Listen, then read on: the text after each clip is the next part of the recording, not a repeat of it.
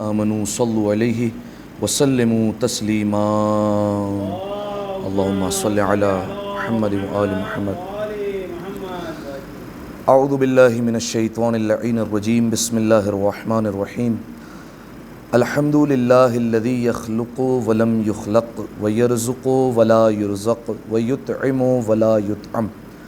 ثم الصلاة والسلام علی عبدک ونبیک وصفیک ورسولک وخیرتک من الخلق ابی القاسم محمد. اللہم صلی علی محمد وآل محمد وعلی اہل بیتہ الطیبین الطاہرین المعصومین المظلومین سیما ابن عمہ علی علیہ السلام وهو النبأ العظیم والصراط المستقیم والقرآن الکلیم وهو الصدیق الاکبر والفاروق الاعظم وحبل اللہ المتین وامام المسلمین ووصی رسول رب العالمین واللعنۃ الدائمۃ علی اعدائہم اجمعین. اما بعد فقد قال اللہ سبحانہ وتعالی فی محکم کتابہ المبین. بسم اللہ الرحمن الرحیم. او امن اہل القری ان یأتیہم بأسنا ضحی وہم یلعبون. صلوات علی محمد وآل محمد. اللہم صلی علی محمد علی محمد. تمام تعریفیں اس ذات واجب الوجود کے لیے کہ جس نے ہمیں روز جمعہ دیکھنا نصیب فرمایا، اور تمام تر شکر بھی اسی کی بارگاہ میں کہ جس نے نماز جمعہ جیسی سعادت سے ہمکنار فرمایا. مزید توفیقات میں اضافے کے لیے، تقوی کی دولت سے مالا مال ہونے کے لیے، اپنے نفوس کی اصلاح کے لیے مل کر ایک دفعہ بآواز بلند صلوات پڑھ دیں. اللہم صلی علی محمد علی محمد. سامعین محترم، مسلسل ہماری گفتگو گناہ کبیرہ کے حوالے سے ہو رہی ہے.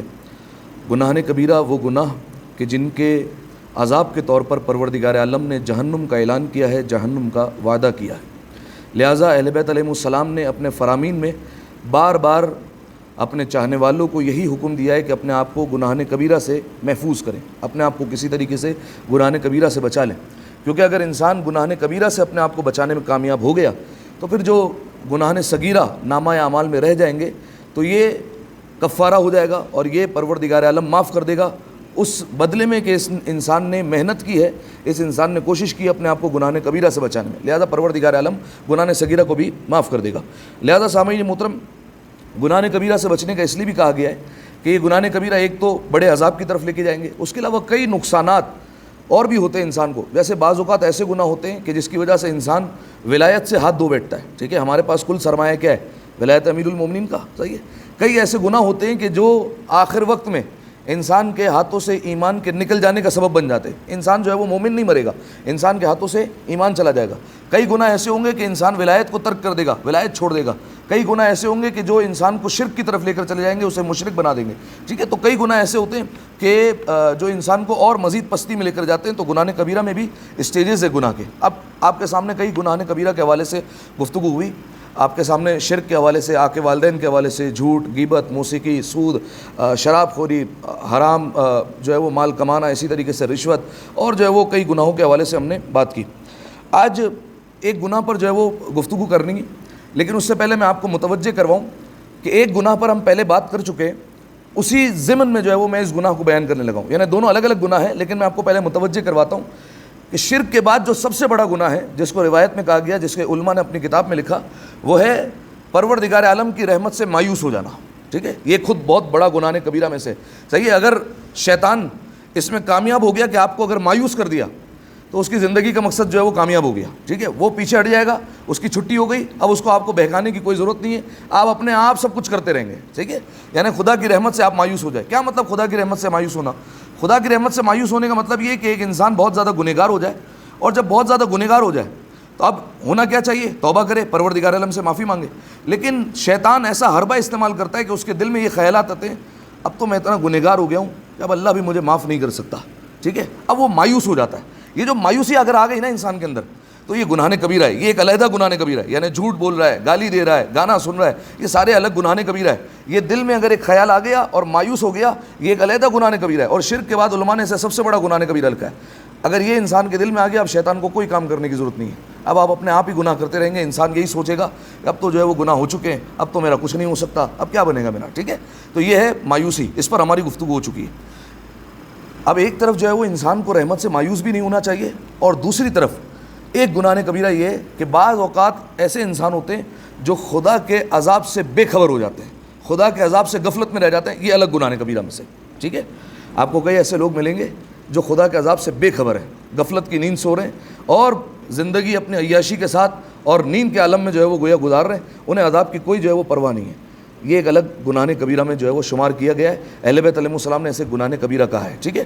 اب میں آپ کے سامنے ایک دو جو ہے وہ پہلے آیت پڑھتا ہوں کہ یہ جو ہم عذاب الہی سے بے خبر ہے تو کیا عذاب آ نہیں سکتا، بلکہ پہلے 4 مصرے پڑھوں میں آپ کے سامنے، 4 مصرے پڑھتا ہوں۔ کہنے لگے کہ ہم کو تباہی کا غم نہیں، رئیس امروہی صاحب کے مصرے ہیں یہ۔ کہنے لگے کہ ہم کو تباہی کا غم نہیں، میں نے کہا کہ وجہ تباہی یہی تو ہے۔ کہنے لگے کہ ہم کو تباہی کا غم نہیں، میں نے کہا کہ وجہ تباہی یہی تو ہے۔ ہم لوگ ہیں عذاب الہی سے بے خبر، ہم لوگ ہیں عذاب الہی سے بے خبر، اے بے خبر عذاب الہی یہی تو ہے، صحیح ہے۔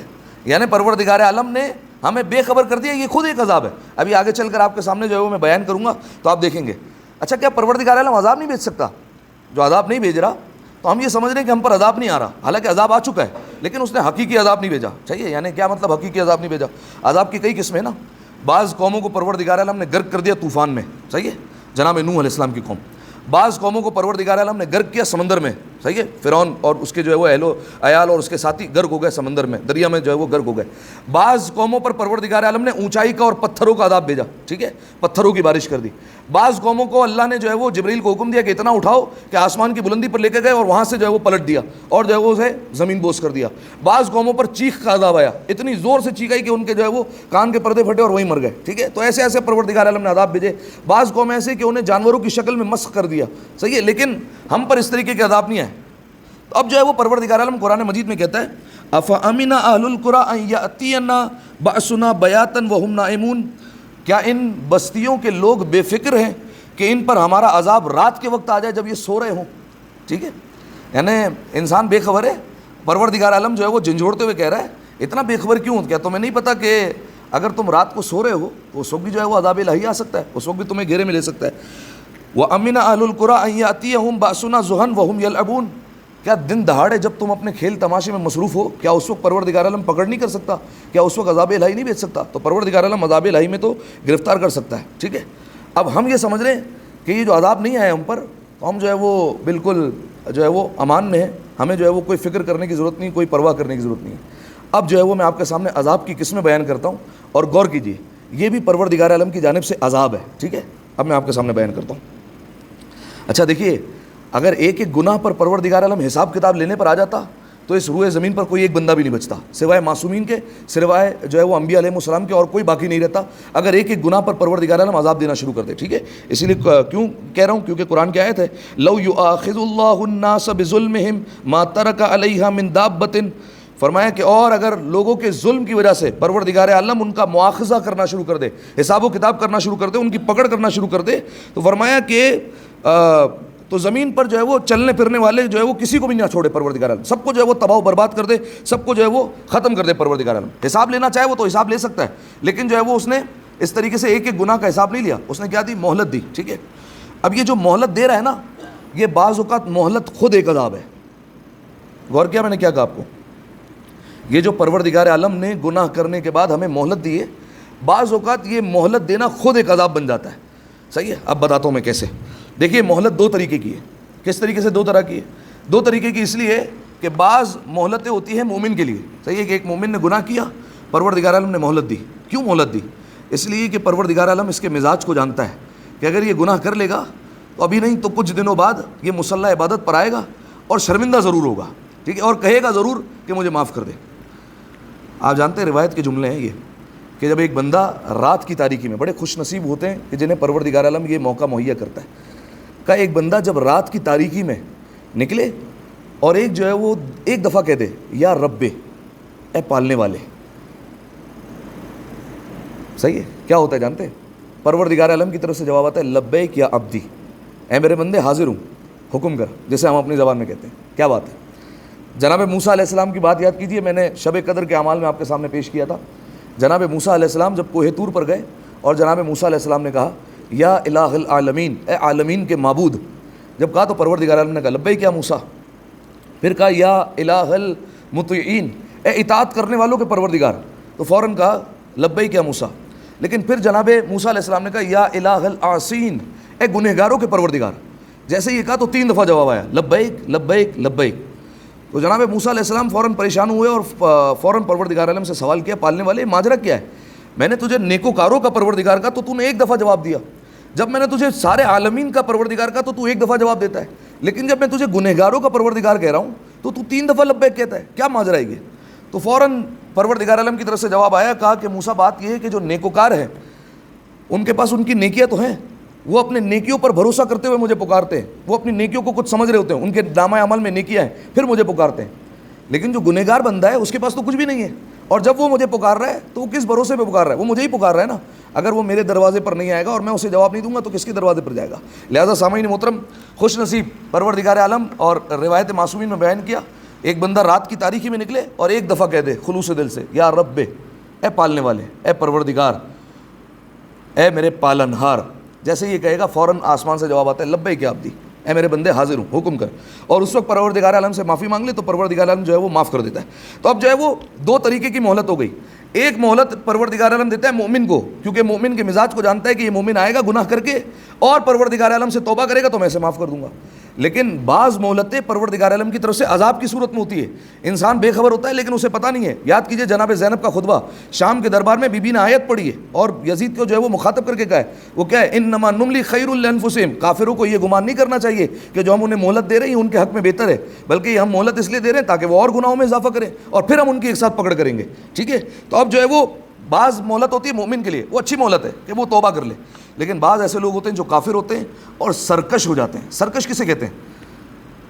سرکش اسے ہی کہتے ہیں کہ بار بار گناہ کرنے والا، ایک تو گناہ پر ڈٹا رہنے والا اور ساتھ ہی ساتھ اسے عذاب الہی سے جو ہے وہ کوئی پرواہ نہ ہو، بے خبر ہو چکا ہو، غافل ہو چکا ہو عذاب الہی سے. یہ وہ لوگ ہیں کہ جن کے لیے مہلت جو ہے وہ عذاب ہو جاتی ہے. اب جو ہے وہ میں 5ویں امام اور 8ویں امام دونوں سے حدیث ہے. 8ویں امام امام علی ابن موسیٰ الرضا علیہ الصلوۃ والسلام، اللہم صلی علی محمد. سنیے گا یہ جو میں نے بیان فرمایا مہلت بھی ایک عذاب ہے. 8ویں امام فرماتے ہیں واللہ ما عذب اللہ بشیء اشد من الاملاء. خدا کی قسم پروردگار عالم نے جتنے عذاب نازل کیے ان میں سے سب سے سخت عذاب ہے املا کا، مہلت دینے والا. یہ جو پروردگار عالم مہلت دیتا ہے نا، یہ سب سے سخت عذاب ہے. کیوں؟ یہ مہلت دینے کے چکر میں انسان اور گناہوں میں گرفتار ہوگا اور پھر مزید بڑے عذاب میں گرفتار ہوگا. کہ اس سے بڑھ کر عذاب نہیں ہے. تو ایک جو ہے وہ ہم جو سمجھ رہے ہیں کہ عذاب نہیں آیا پروردگار عالم کا، عذاب آ چکا ہے. وہ کیا ہے؟ مہلت دے دی پروردگار عالم. ایک دوسرا ایک لفظ ہے استدراج. کسی نے لفظ سنا ہے یہ پہلے؟ استدراج یہ بھی ایک عذاب ہے پروردگار عالم کی جانب سے. سنا ہے لفظ؟ آیت اللہ دستگیر شیرازی نے اپنی کتاب گناہ کبیرہ میں اس کو تحریر کیا. وہ کہتے ہیں ایک جو ہے وہ مہلت بیان کیا، اسی کی ایک قسم جو ہے وہ بیان کرتی استدراج. یہ کیا ہوتا ہے سنیے گا. فرمایا کہ یہ ان لوگوں کے لیے کہ جو گناہ کر کے عذاب الہی سے بے خبر ہو چکے ہوتے ہیں. ٹھیک ہے. حالانکہ عذاب کے مستحق ہیں، اس بات کے لائق ہے کہ پروردگار عالم ان پر عذاب نازل کرے، لیکن پروردگار عالم نے نہیں بھیجا، مہلت دی نے. اور یہ پھر ایک اور گناہ کرتے ہیں. اب استدراج سنیے، استدراج کیا ہے؟ ایک اور گناہ کرتے ہیں تو پروردگار عالم کی طرف سے عذاب یہ آتا ہے کہ پروردگار عالم انہیں عذاب دینے کے بجائے ایک نعمت دے دیتا ہے. ٹھیک ہے. عذاب نہیں بھیجتا پروردگار عالم، کیا کرتا ہے؟ ایک تازہ نعمت اور عطا کرتا ہے. اب جو مومن ہوتا ہے نا، اگر اسے نعمت ملتی ہے تو وہ زندگی میں کیا کرتا ہے؟ شکر کرے گا. اپنے جو ہے وہ گناہ کی طرف متوجہ ہوگا کہ میں گناہ کرتا ہوں اور پروردگار عالم مجھے جو ہے وہ نعمت دے رہا ہے اور وہ معافی مانگے گا. لیکن یہ جو عذاب الہی سے بے خبر لوگ ہیں یہ کیا کریں گے؟ جب انہیں تازہ نعمت ملے گی تو اب یہ گناہوں سے جو ہے وہ گناہوں کو بالکل فراموش کریں گے اور گناہوں کو اور بڑھائیں گے اور گناہ جو ہے وہ کرتے چلے جائیں گے. ٹھیک ہے. تو یہ پروردگار عالم کی طرف سے ایک اور عذاب ہے. دعائے کمیل کا ترجمہ یاد کیجیے اگر آپ کو یاد ہو. پالنے والے میں گناہ کر چکا ہوں اور میں یہ سوچ کر مطمئن ہو چکا تھا کہ تو نے مجھ پر اتنی نعمتیں دی ہے کہ اب تو بار بار مجھ پر نعمتیں نازل کرتا رہے گا. میں تو یہ سوچ کر مطمئن تھا، اس لیے میں گناہ کرتا رہا. ٹھیک ہے. تو یہ جو ہے وہ پروردگار عالم کی طرف سے جو ہے وہ عذاب ہے. قرآن کی ایک آیت والذین کذبوا بآیاتنا، اور وہ لوگ جو ہماری آیتوں کا انکار کرتے ہیں. آیت سنیے گا. سنستدرجہم من حیث لا یعلمون، ہم انہیں آہستہ آہستہ جہنم کی طرف لے کر چلے جائیں گے. یہ آہستہ آہستہ جہنم کی طرف لے جانے کا کیا مطلب ہے؟ بھائی جہنم لے جانا، اٹھا کر پھینک دو جہنم میں. یہ آہستہ آہستہ جہنم لے جانے کا کیا مطلب؟ کیا مطلب پروردگار عالم آہستہ آہستہ جہنم لے جائے گا؟ تڑپا تڑپا کے کیا مطلب؟ یہ قیامت کی بات ہو رہی ہے؟ کیا قیامت کی بات ہو رہی ہے؟ دیکھیے قیامت کا تو میدان کا منظر جو ہے وہ آپ لوگ جانتے ہیں، میں نے بیان کر دیا آپ لوگوں کے سامنے کہ اس وقت کیا منظر ہوگا. یہ بات جو ہے وہ دنیا کی ہو رہی ہے. کس طریقے سے؟ میں آپ کے سامنے ایک حدیث بیان کرتا ہوں تو جو ہے وہ آپ کے لیے مکمل طور پر واضح ہو جائے گا. چھٹے امام امام جعفر صادق علیہ الصلوۃ والسلام، اللہم صلی علی محمد. یہ حدیث دل میں اتاریے گا خدا کے لیے. مولا کا جو ہے وہ فرمان دیکھیے، فرمائے ان اللہ اذا اراد بعبد خیرا، فرمائے بے شک جب اللہ اپنے بندے کے ساتھ خیر کا ارادہ کرتا ہے. ٹھیک ہے، یاد رکھیے گا اس حدیث میں دو بندے آئیں گے. ایک وہ بندہ جس کے ساتھ اللہ خیر کا ارادہ کر رہا ہے، یعنی اللہ اس کے لیے اچھا چاہ رہا ہے، اور ایک بندہ وہ جس کے لیے اللہ شر کا ارادہ کر رہا ہے، برا چاہ رہا ہے اللہ اس کے لیے. دو بندے آئیں گے اس پہ. فرمایا جب اللہ کسی کے ساتھ خیر کا ارادہ کرتا ہے اور وہ بندہ کیا فاذنب ذنبا، اور وہ بندہ گناہ کر لیتا ہے، حالانکہ اللہ اس کے ساتھ کیا چاہ رہا ہے؟ خیر چاہ رہا ہے، وہ گناہ کر لے. اتبعہ بنقمۃ ویذکرہ الاستغفار، فرمایا پروردگار عالم اسے ایک مصیبت میں مبتلا کرتا ہے. آپ کہیں اللہ خیر کا ارادہ کر رہا ہے اور مصیبت میں ڈال رہا ہے، ڈالے گا. صحیح ہے. کیوں؟ گناہ کا عذاب اگر دنیا میں مل جائے تو بہتر ہے. صحیح ہے. جیسے ہی بندے نے گناہ کیا، پروردگار عالم چاہ رہا ہے اس کے ساتھ خیر کا ارادہ، پروردگار عالم نے ایک مصیبت میں مبتلا کر دیا. کیوں مبتلا کیا؟ وہ یذکرہ الاستغفار، تاکہ اس سے استغفار فوراً یاد آئے. ایسا نہ ہو یہ استغفار بھول جائے، توبہ کرنا بھول جائے. اسے فوراً مصیبت میں مبتلا کرو تاکہ یہ فوراً جو ہے وہ اس کا ذہن ادھر اس طرف جو ہے وہ متوجہ ہو جائے. یہ میرا بچہ بیمار کیوں ہو گیا اچانک سے؟ یہ کیا ہو گیا گھر میں؟ یہ کیا ہو گیا میرے کاروبار میں اچانک چلتے چلتے جو ہے وہ نقصان ہو گیا؟ یہ کیا ہو گیا کہ مجھے جو ہے وہ کوئی اچانک سے ایسی بیماری جو ہے وہ لاحق ہو گئی، حالانکہ جو ہے وہ میرے خاندان میں ایسی کوئی بیماری نہیں ہے. یہ کیا ہو گیا کہ بالفرض جو ہے وہ میری نظر کمزور ہو گئی بالفرض. ٹھیک ہے. یہ کیا ہو گیا بالفرض کہ جو ہے وہ میرے اعضاء جو ہے وہ اس میں اتنی طاقت نہیں رہی. ٹھیک ہے. بالفرض جو ہے وہ اس طریقے کی مصیبتوں میں مبتلا کر دیا، کسی بھی طریقے سے امتحان لیا. یہ کیوں کیا؟ تاکہ جو ہے وہ استغفار کی طرف متوجہ کرے. مصیبت کی طرف مبتلا کر کے بتا رہا ہے کہ دیکھو گناہ ہو چکا ہے، ابھی بھی وقت ہے، مصلی عبادت پر آؤ اور استغفار کرو. ٹھیک ہے. یہ ایک بندہ ہو گیا جس کے ساتھ اللہ خیر کا ارادہ کرتا ہے. ٹھیک ہے. یعنی کیا مطلب؟ اللہ خیر کا ارادہ کرتا ہے تو اس کا مطلب یہ بندہ گناہ کرے گا، اللہ مصیبت میں ڈالے گا. مصیبت میں اس لیے ڈالا ہے تاکہ تم استغفار کر لو. یہ ہے بندہ خیر والا. اچھا، وَإِذَا أَرَادَ بِعَبْدٍ شَرًّا، اور اللہ کسی بندے کے ساتھ ارادہ کرے شر کا، برا ارادہ کرے، فَأَذْنَبَ ذَنبًا اتَّبَعَهُ بِنِعْمَةٍ، فرمایا جیسے ہی وہ گناہ کرتا ہے اللہ ایک نعمت عطا کر دیتا ہے. ایک نعمت دے دو اسے، رزق بڑھا دو اس کا تھوڑا سا. صحیح ہے. اس کو اولاد کی نعمت دے دو، اس کو کاروبار میں تھوڑی سی ترقی دے دو، اس کے بیٹے کو جو ہے وہ فلاں نعمت عطا کر دو، اس سے اس کو خوشی مل جائے. صحیح ہے. اس طریقے سے نعمت عطا کر دو. کیا ہوگا؟ لِيُنْسِيَهُ الْإِسْتِغْفَارَ، تاکہ استغفار کو بھولے اور مصلی عبادت پر آنے نہ پائے. صحیح ہے. تاکہ یہ استغفار کر لے مجھ سے، معافی نہ مانگے مجھ سے. یہ ٹھیک ہے. کیونکہ کیوں ایسا ہو رہا ہے؟ کیونکہ یہ پروردگار عالم کا عذاب ہے یہ. ٹھیک ہے. لِيُنْسِيَهُ الْإِسْتِغْفَارَ، فرمایا تاکہ یہ استغفار جو ہے وہ بھول جائے، فراموش کر دے. اب معصوم نے فرمایا یہ جو اللہ کا قول ہے سنستدرجہم من حیث لا یعلمون بالنعم عند المعاصی، فرمایا یہ جو اللہ کہہ رہا ہے نا آہستہ آہستہ جہنم کی طرف لے جائے گا، یہ یہی ہے کہ اللہ گناہ کے وقت نعمت عطا کرے گا. ٹھیک ہے. نعمت دے گا، اس کا مطلب یہ ہے. دیکھیں بعض انسان ہوتے ہیں وہ کہتے ہیں فخر سے، مولانا صاحب ہماری زندگی میں کوئی پریشانی نہیں ہے، حالانکہ میں آپ کے سامنے روایت پڑھ چکا ہوں. ایسے معصومین علیہ السلام کے فرامین موجود ہے. ایک نے بیان فرمایا کہ یا رسول اللہ میں بیمار نہیں ہوتا.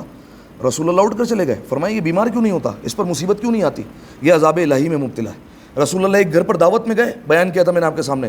وہ رسول اللہ نے دیکھا ایک مرغی نے انڈا دیا، اور وہ جب انڈا دیا تو وہ انڈا لہراتے ہوئے گرنے لگا تھا اور رک گیا اور نہیں گرا. تو جو ہے وہ رسول اللہ اتنا غور سے اس کو دیکھ رہے تھے. وہ جو میزبان تھا نا اس نے کہا یا رسول اللہ فکر نہ کیجیے، میرے گھر میں کوئی مصیبت نہیں آتی، یہ انڈا نہیں گرے گا، مجھے کوئی نقصان ہی نہیں ہوتا.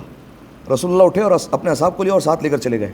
کہ میں اس گھر میں کیسے بیٹھ سکتا ہوں، یہ گھر خود عذاب الہی میں مبتلا ہو چکا ہے. جس گھر میں مصیبت نہ آئے تو وہ گھر پروردگار عالم کی جو ہے وہ غضب کا جو ہے وہ نشانہ بن چکا ہے. میں اس گھر میں کیسے بیٹھ سکتا ہوں. اٹھ کر جو ہے وہ رسول اللہ چلے گئے. ایک دفعہ صلوات پڑھے مل کر بآواز بلند، اللہم صلی علی محمد.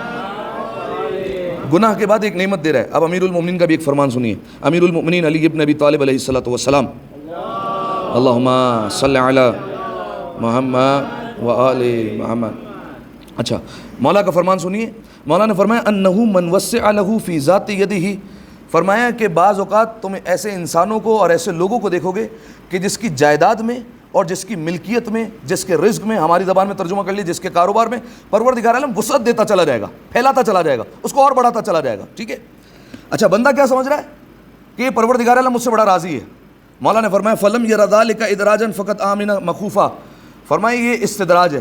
یعنی کیا مطلب استدراج کا؟ میں نے آپ کو مطلب بتا دیا. نعمت دی ہے تاکہ یہ استغفار سے فراموش کر جائے، تاکہ یہ استغفار جو ہے وہ بھول جائے، اور جو ہے وہ پھر آیت اللہ دستگیب شیرازی لکھتے ہیں. فرمایا اور یہ اس لیے کہ انسان کو جو ہے وہ انڈیکیٹ کر دے پروردگار عالم کہ وہ ایک تو استغفار بھی بھول جائے، اور اگر انسان سمجھدار ہوگا تو اسی وقت سمجھ جائے گا کہ اب مجھے پروردگار عالم کے عذاب سے غفلت میں نہیں رہنا، فوراً حرکت میں آنا ہے. ٹھیک ہے. کیوں؟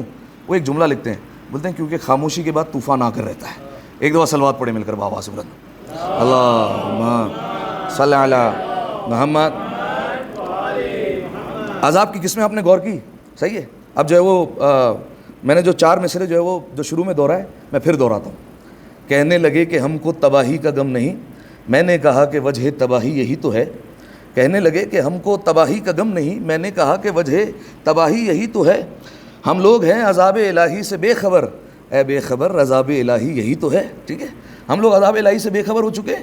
ہم سمجھے پروردگار عالم کا عذاب نہیں آیا، آ چکا ہے عذاب. ٹھیک ہے. یہ مہلت دے دی، یہ پروردگار عالم گناہ کے باوجود نعمتوں پر نعمتیں مسلسل دیے جا رہا ہے، کہیں پکڑ نہیں کر رہا، کہیں مصیبت میں جو ہے وہ گرفتار نہیں ہونے دے رہا. استغفار کی توفیق چھن چکی ہے اور ہم سمجھ رہے ہیں ہم تک عذاب نہیں آیا. عذاب تو آ چکا ہے پروردگار عالم کا. ٹھیک ہے.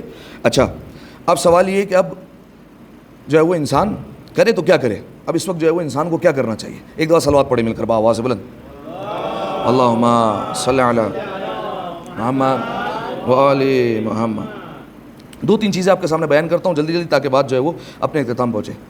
دیکھیے، عذاب سے پہلے انسان کو گناہ کے ارتکاب سے ڈرنا چاہیے. ٹھیک ہے. گناہ پر نظر رکھے، اور یہ کہ پروردگار عالم جو ہے وہ مجھے دیکھ رہا ہے. اس حوالے سے جو ہے وہ میں آپ کے سامنے حدیث پیش کرتا ہوں.